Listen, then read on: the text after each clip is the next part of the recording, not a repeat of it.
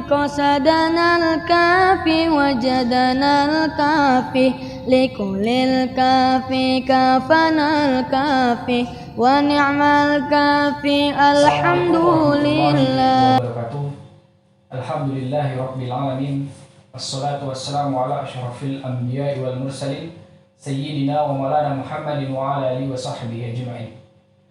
Puji syukur kehadirat Allah Subhanahu wa Ta'ala, berkat rahmat dan karunia-Nya kita mampu untuk kembali dipertemukan dalam video pembelajaran pendidikan agama Islam dan budi pekerti.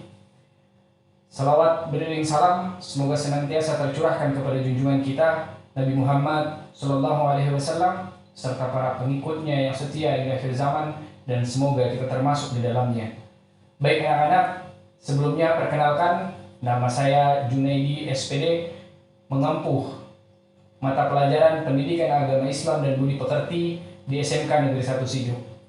Pada kesempatan kali ini dalam video pembelajaran pendidikan agama Islam, saya akan menjelaskan materi di kelas 10 tentang Al-Quran dan hadis sebagai pedoman hidupku. Tapi lebih ke menjelaskan tentang hadis, baik itu pengertian hadis, macam-macam hadis, dan kedudukan hadis sebagai sumber hukum Islam. Jadi bagaimana penjelasannya? Jangan kemana-mana, tetap dalam video pembelajaran pendidikan agama Islam. Pengertian hadis. Secara bahasa, hadis berarti perkataan atau ucapan. Menurut istilah, hadis adalah segala perkataan, perbuatan, dan ketetapan yang dilakukan oleh Nabi Muhammad SAW. Hadis dalam arti perkataan atau ucapan Rasulullah SAW terdiri atas beberapa bagian yang saling terkait satu sama lain.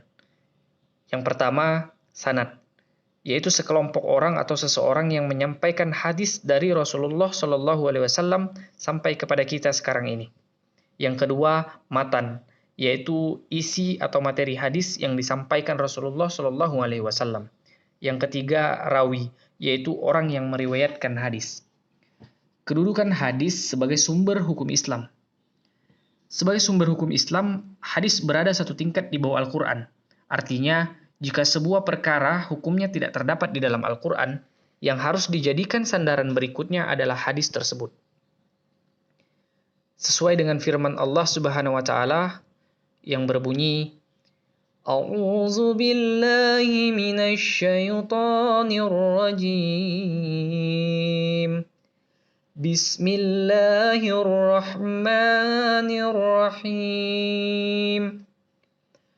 Man yuti'ir rasul faqad ata'a Allah wa man tawalla fama arsalnaka alaihim hafiza. Shadaqallahul azim. Artinya, barang siapa menaati Rasul, maka sesungguhnya ia telah menaati Allah Subhanahu wa Ta'ala. Dan barang siapa berpaling darinya, maka ketahuilah, kami tidak mengutus Muhammad untuk menjadi pemelihara mereka. Quran Surat An-Nisa ayat 80. Fungsi hadis terhadap Al-Quran. Rasulullah SAW sebagai pembawa risalah Allah Subhanahu wa Ta'ala bertugas menjelaskan ajaran yang diturunkan Allah Subhanahu wa Ta'ala melalui Al-Quran kepada umat manusia. Oleh karena itu, hadis berfungsi untuk menjelaskan serta menguatkan hukum-hukum yang terdapat dalam Al-Quran. Fungsi hadis terhadap Al-Quran dapat dikelompokkan menjadi 4. Yang pertama, menjelaskan ayat-ayat Al-Quran yang masih bersifat umum. Yang kedua, memperkuat pernyataan yang ada dalam Al-Quran. Yang ketiga, menerangkan maksud dan tujuan ayat yang ada dalam Al-Quran. Kemudian yang terakhir, menetapkan hukum baru yang tidak terdapat dalam Al-Quran. Macam-macam hadis. Ditinjau dari segi perawinya, hadis terbagi ke dalam 3 bagian. Yang pertama, hadis mutawatir. Hadis mutawatir adalah hadis yang diriwayatkan oleh banyak perawi, baik dari kalangan para sahabat maupun generasi sesudahnya, dan dipastikan di antara mereka tidak bersepakat dusta. Yang kedua, hadis masyhur. Hadis masyhur adalah hadis yang diriwayatkan oleh 2 orang sahabat atau lebih yang tidak mencapai derajat mutawatir. Namun setelah itu tersebar dan diriwayatkan oleh sekian banyak tabi'in sehingga tidak mungkin bersepakat dusta. Yang ketiga, hadis ahad. Hadis ini adalah hadis yang hanya diriwayatkan oleh satu atau dua orang perawi, sehingga tidak mencapai derajat mutawatir. Dilihat dari segi kualitas orang yang meriwayatkannya, hadis dibagi dalam 3 bagian, yaitu yang pertama, hadis sahih. Hadis sahih adalah hadis yang diriwayatkan oleh perawi yang adil, kuat hafalannya, tajam penelitiannya, sanadnya bersambung kepada Rasulullah SAW, tidak tercelah dan tidak bertentangan dengan riwayat orang yang lebih terpercaya. Hadis ini dijadikan sebagai sumber hukum dalam beribadah atau hujjah.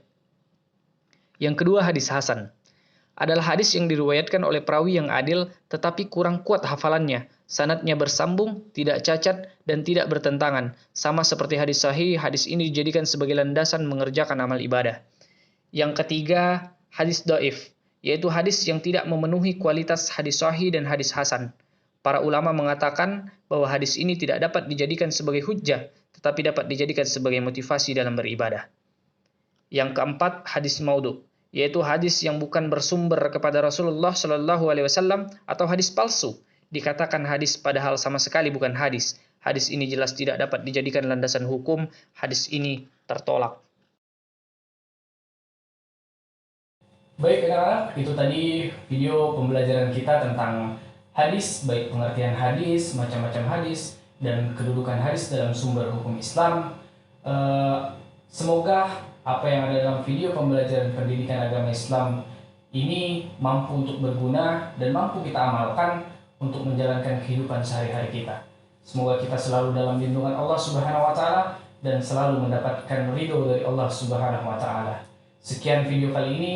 Wassalamualaikum warahmatullahi wabarakatuh.